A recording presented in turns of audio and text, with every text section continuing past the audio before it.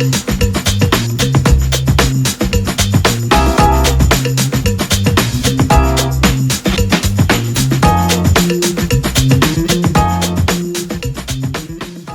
morning everyone, menjumpai Anda kembali dari meja kerja saya di kota Brisbane, Australia. Saya Pastor Hani Saputra ingin berbagi mengenai God's retribution.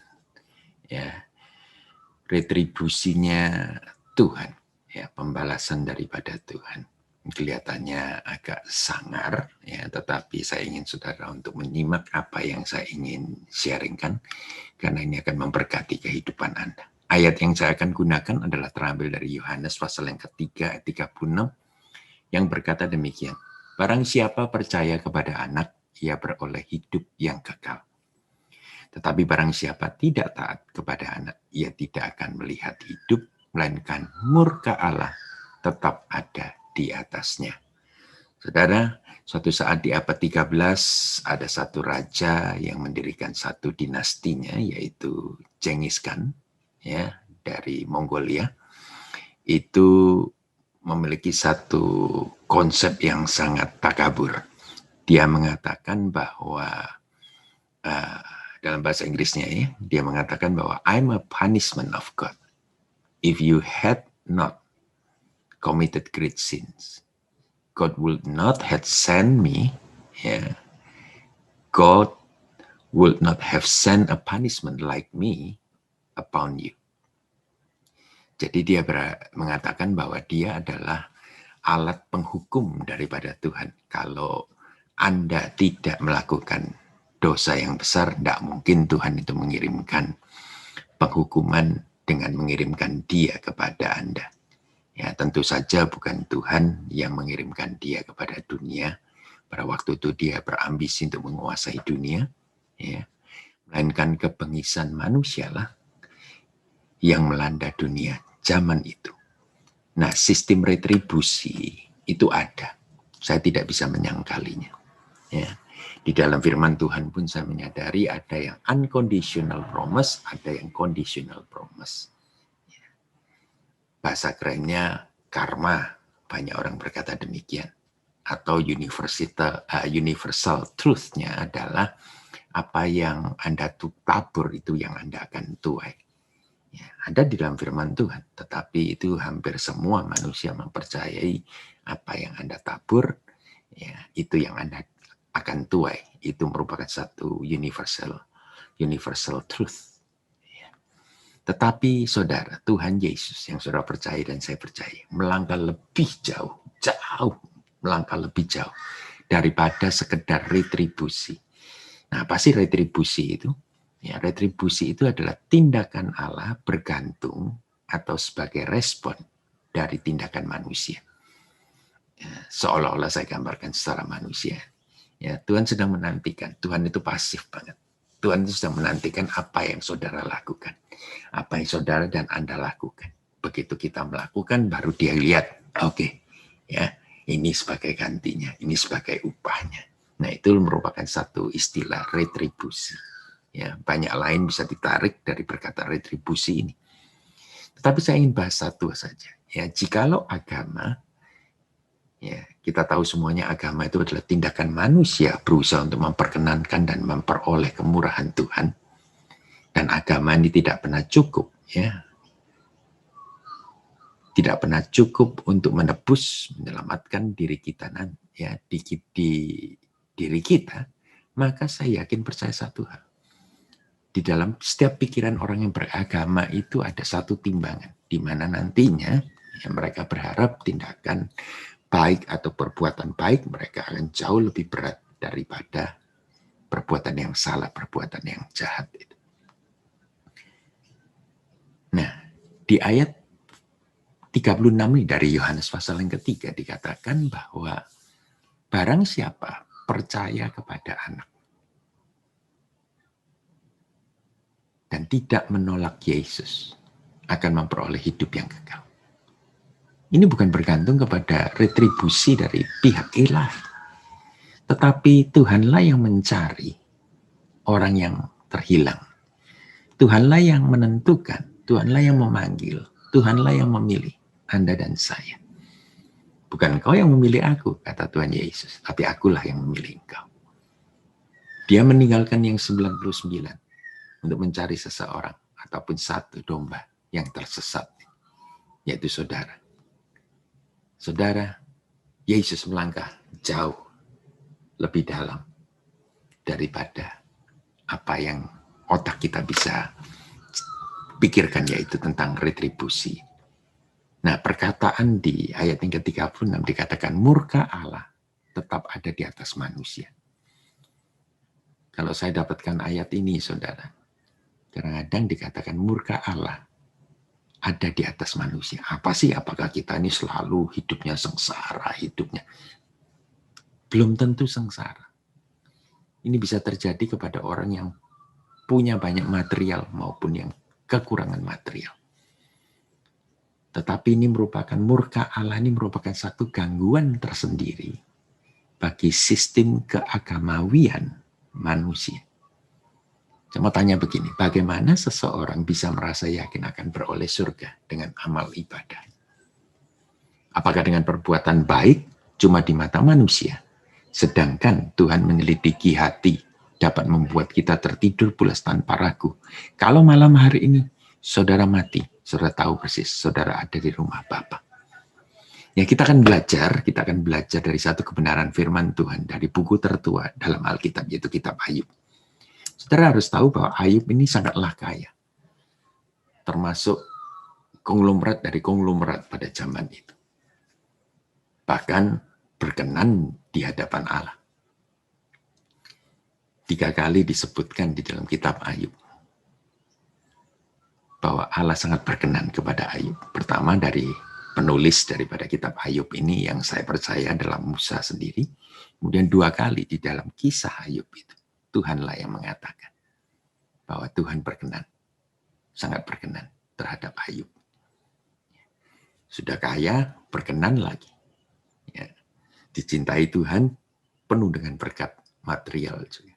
Wow, kelihatannya idaman sekali, ideal sekali. Impian dari setiap daripada saudara dan saya. Ya. Memang kelihatan dari luar sangatlah sempurna kebahagiaannya. Tetapi tidaklah demikian ya, dengan cerita Ayub. Dalam 1 hari, semua kepemilikannya lenyap bersama dengan kesehatannya yang menurun secara drastis. Kemudian datanglah teman-teman Ayub ini untuk datang dengan maksud memberikan nasihat. Akhirnya di Ayub 16 ayat 2, Ayub saking marahnya terhadap teman-temannya yang selalu menuduh dia. Ya, dia mengalami semuanya ini karena dosa. Dia katakan teman-temannya ini adalah penghibur sialan semua. Terkadang perihal terpenting daripada apa yang kita harus lakukan adalah ini. Dengarkan.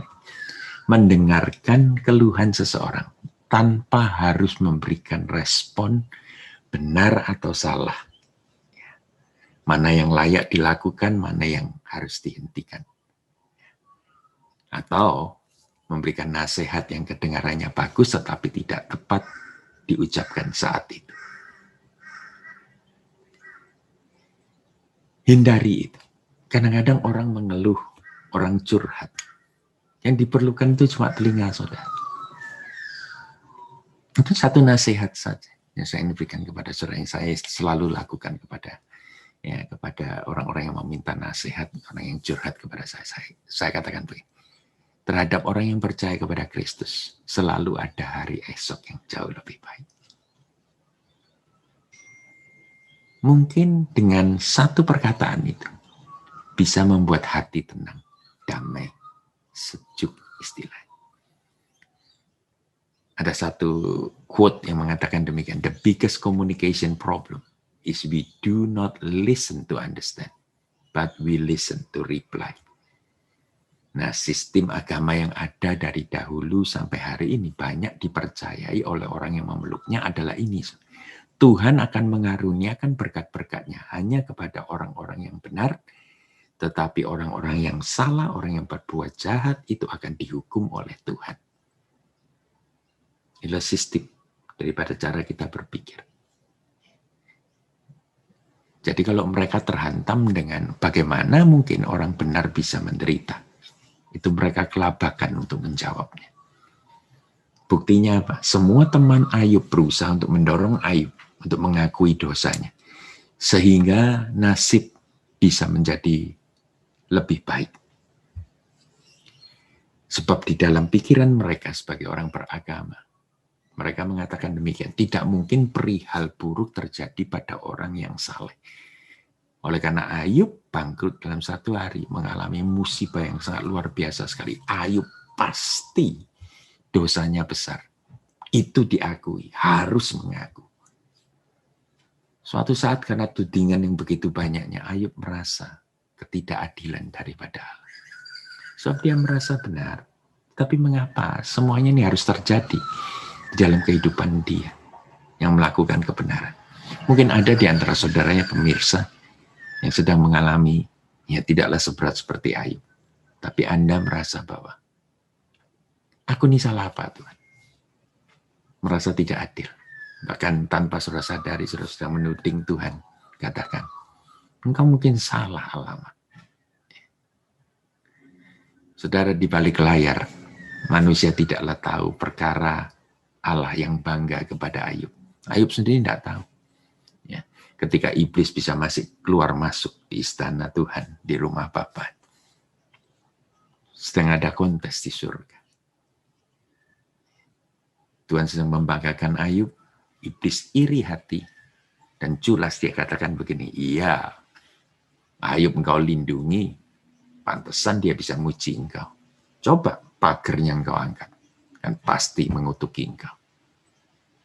Akhirnya tanpa meminta permisi daripada Ayub, Allah katakan begini, silakan, hanya nyawanya engkau tidak boleh cabut.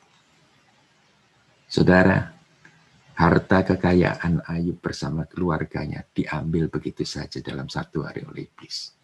Ayub sendiri ditinggalkan sendirian, yang dengan penyakit yang sangat luar biasa itu. Istilah kerennya begini, Ayub terkena asap, kutuk. Dia menjadi miskin dan hancur, dan bahkan mau mati dalam satu hari. Tetapi apakah ini semuanya benar? Saya mau beritahukan, kekayaan Ayub bukanlah terletak pada harta bendanya, propertinya, ataupun ternaknya. Tetapi kekayaan Ayub sejati, kekayaan Ayub yang sejati terletak pada iman percaya kepada Allah. Prosperity cannot be a proof of God's favor, since it is what the devil promises to those who worship him.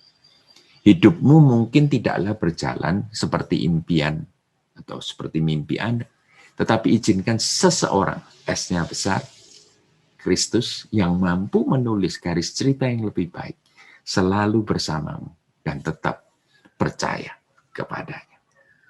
Apapun yang di dunia ini, kita tidak mempunyai kuasa untuk memilikinya, mempertahankannya. Bahkan mungkin kita harus melepaskannya, kita harus kehilangan atasnya. Tetapi jangan izinkan imanmu meninggalkan engkau. Dengan istilah singkatnya adalah begini, semua bisa hilang dari kehidupan saudara.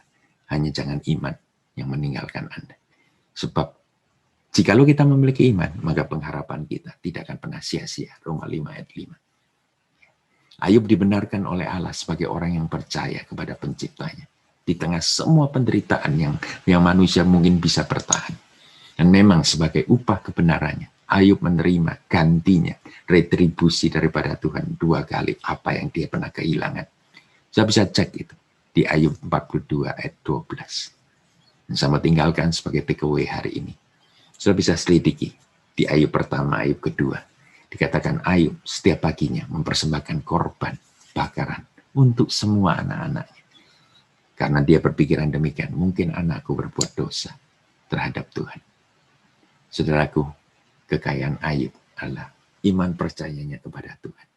Dia percaya persis bahwa anak-anaknya, ya, ketika dia berdoa untuk anak-anaknya, anak-anaknya akan dipelihara oleh Tuhan, dilindungi oleh Tuhan. Dan itu kenyataannya begitu. Maukah saudara dan saya tetap berdoa untuk putra-putri yang Tuhan percayakan kepada kita semua. Entah usia mereka apa saja. Kalaupun mereka sudah keluar rumah, kalaupun mereka sudah membentuk keluarga sendiri, kalaupun dari mereka saudara memiliki ya cucu-cucu, saudara, tugas kita adalah tetap untuk berdoa bagi mereka.